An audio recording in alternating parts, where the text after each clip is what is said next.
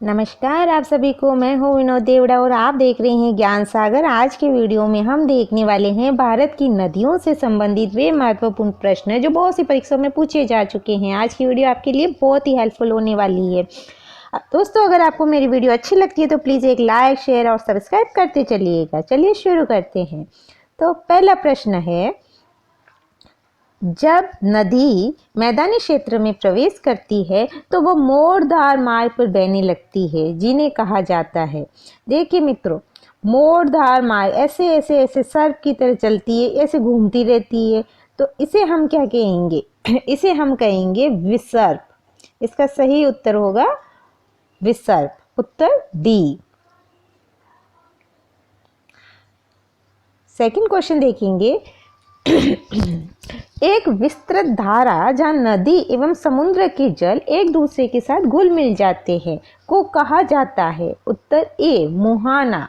जहाँ नदी और समुद्र का जल मिलता है उस जगह को हम मुहाना कहते हैं, नदी का मुहाना। हिमालय पार की नदियां है। हिमालय पार की नदियां मित्रों, जो नदी हिमालय के अलावा किसी और जगह से निकलती है। उत्तर बी ब्रह्मपुत्र, सिंधु और सतलज। ये नदियां हिमालय से नहीं निकलती है। कहाँ से निकलती है हम आगे देखेंगे। काली एवं तीस्ता नदियों के बीच हिमालय का कौन सा प्रादेशिक विभाग स्थित है? उत्तर बी नेपाल हिमालय काली एवं तीस्ता नदियों के बीच में स्थित है। भारत के उत्तरी मैदान 3 प्रमुख नदी प्रणालियों से बने हैं, जो सिंधु, गंगा और तीसरी नदी है उत्तर ए ब्रह्मपुत्र। सिंधु, गंगा और ब्रह्मपुत्र नदियों से मिलकर उत्तरी मैदान बना है। ब्रह्मपुत्र नदी निम्नलिखित में से किस हिमनद से निकलती है? उत्तर डी चैमायुंगडोंग से। निम्नलिखित में से कौन सी नदी को सांगपो भी कहा जाता है? उत्तर डी ब्रह्मपुत्र नदी को सांगपो भी कहा जाता है। तिब्बत में किसका दूसरा नाम त्यांगपो है? उत्तर सी ब्रह्मपुत्र का नाम तिब्बत में त्यांगपो है। अरुणाचल प्रदेश में प्रवेश करने पर ब्रह्मपुत्र नदी को किस नाम से संबोधित किया जाता है? उत्तर बी दिहांग। भारत में यरलुंग सांग्यो नदी किस नाम से जाना जाता है? उत्तर सी ब्रह्मपुत्र नदी को। निम्न में से कौन से ब्रह्मपुत्र नदी के वैकल्पिक नाम है? उत्तर डी जमुना, सियांग, यारलुंग, जांगबो, मेघना और त्यांगत्संगपो।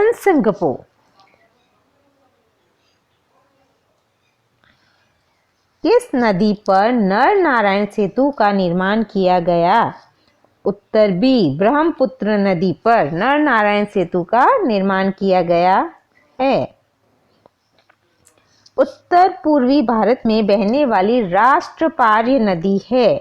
उत्तर ए ब्रह्मपुत्र। ब्रह्मपुत्र नदी राष्ट्रपार्य अर्थात ये तिब्बत से निकलती है, भारत से नहीं निकलती।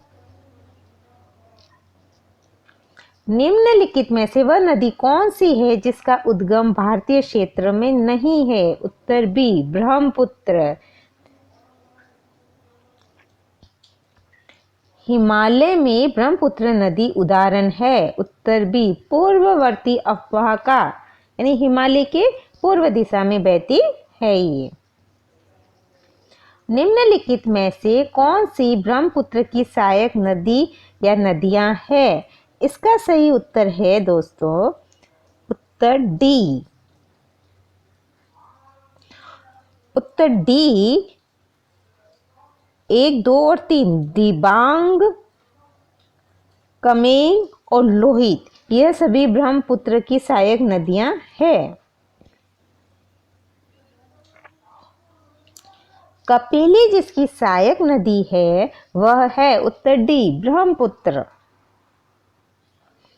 मानस नदी किस नदी की उपनदी है? उत्तर डी ब्रह्मपुत्र की। भारत के निम्नलिखित नदी बेसिनों में से किसकी वार्षिक जल अवधि अधिकतम है? उत्तर ए ब्रह्मपुत्र। तिब्बत में मानसरोवर झील के पास नदी का स्रोत वह है? उत्तर डी उपरोक्त सभी।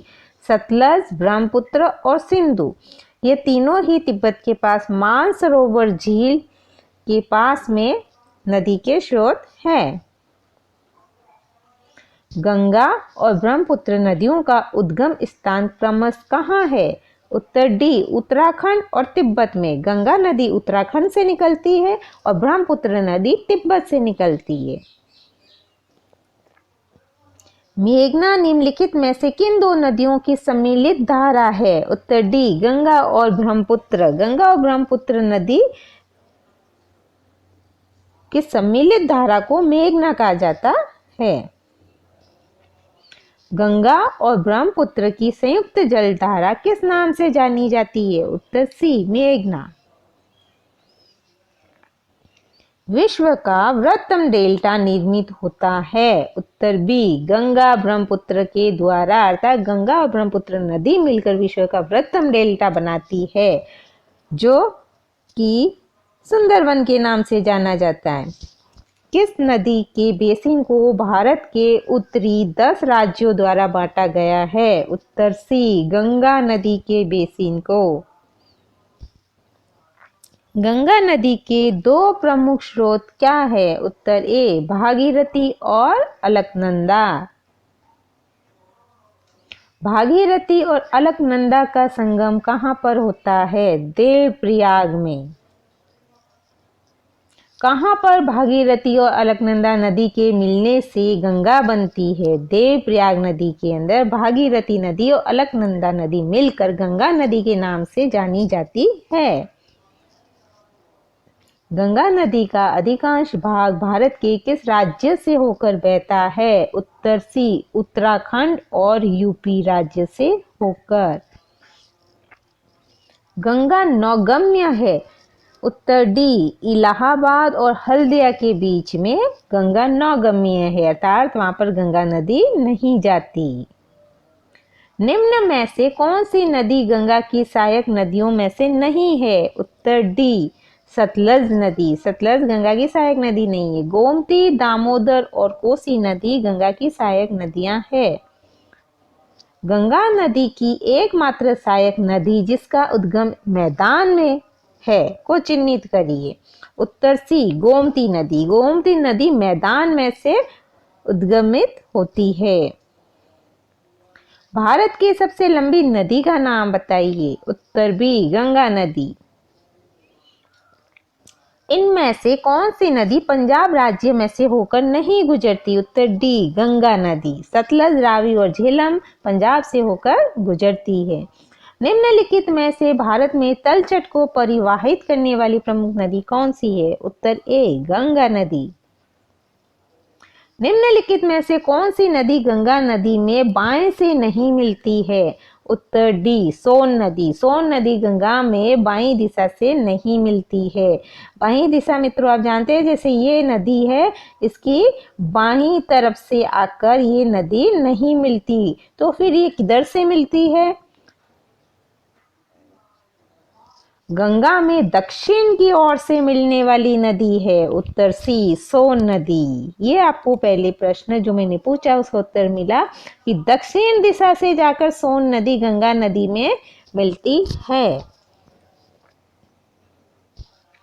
बांग्लादेश में प्रवेश करने के बाद गंगा नदी को निम्नलिखित में से किस नाम से जाना जाता है? उत्तर ए पद्मा नदी।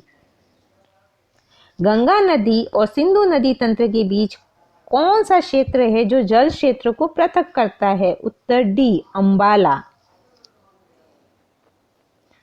सुंदरवन डेल्टा का निर्माण करने वाली नदियां हैं गंगा नदी और ब्रह्मपुत्र नदी। उत्तर बी इसका सही उत्तर है।